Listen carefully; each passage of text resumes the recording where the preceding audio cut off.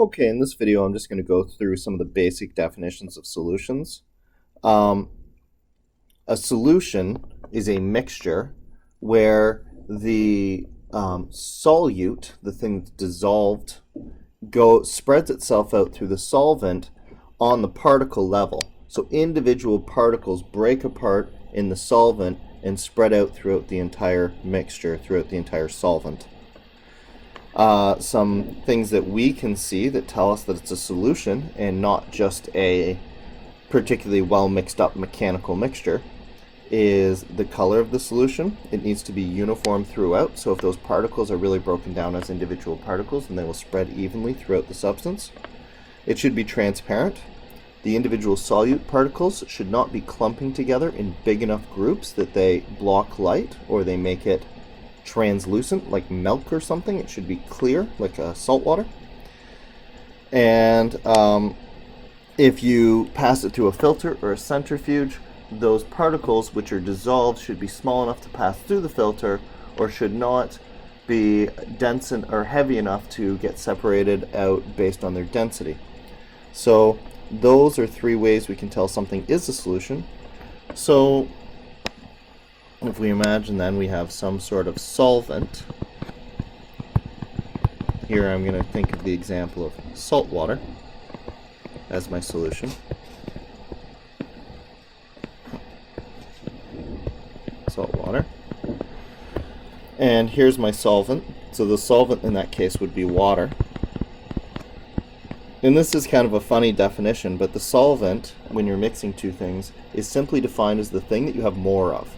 So typically if you have salt water, then you have more water than you have salt dissolved in water. So the solvent is the water, whichever of the two substances there's more of. And then the solute would be these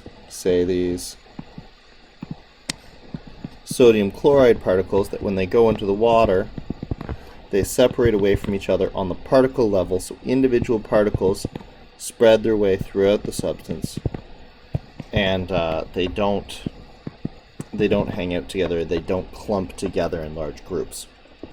So that's the solute, whatever there's less of. We say the solute dissolves into the, I don't know what I was trying to write here, solvent. That's how these guys work.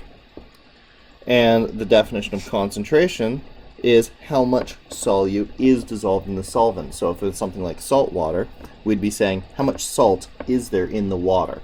And this is going to be, we're going to go through a variety of definitions of, do we do it by the volume, do we do it by the mass, or do we do it like we will in chemistry, which is with the moles and all that kind of stuff. So how much of the lesser thing is there in the thing that you have more of? How much salt is there in the water? So again, even in my previous example, when we think of solvents or solvent solutions, we're almost always thinking of some sort of solid like salt or sugar or something like that being dissolved in some sort of liquid, typically water. Water is the most common solvent. But we should be aware that all states of matter can form solutions, and all states of matter can serve as the solvent. Here we can see an example of them having clumped up, but this picture right here gives us a reminder that there's all kinds of liquid air or liquid water dissolved into the air at all times. We call that humidity. And so this isn't a solution because it's obviously clumped together, but over here we have a solution of air and water where the water is the solute and it's in the air. Similarly here with the exhausts that come out, again, this wouldn't be the solution part as we see it coming out, but over here the exhaust from this car is forming a solution in the air, so there would be some solid particles that are so small that they're dissolved into the air. And we can tell this because if we were around this car, we'd be able to smell them. Here's sort of our typical with liquid as a solvent. This is a nice example of copper 2 sulfate, a particularly pretty solution. Vinegar is an example of a liquid in a liquid, so we have liquid acetic acid that's dissolved in the liquid water. And don't forget, we can also have gases dissolved in the liquid. Again, not these bubbles here, not focused on the bubbles, but instead in the part where you don't see any bubbles, we know that there's carbon dioxide trapped in that liquid, and so that makes a good solution. Finally, don't forget solids can be the solvent as well. Dentist amalgam is a liquid dissolved into a metal. Metals can dissolve into themselves, making something like brass, like in a brass instrument, or gas can dissolve into a solid as well. And we could see this with the use of some gases to act as something like hydrogen gas can dissolve into platinum and stuff like that. So that's what a solution is.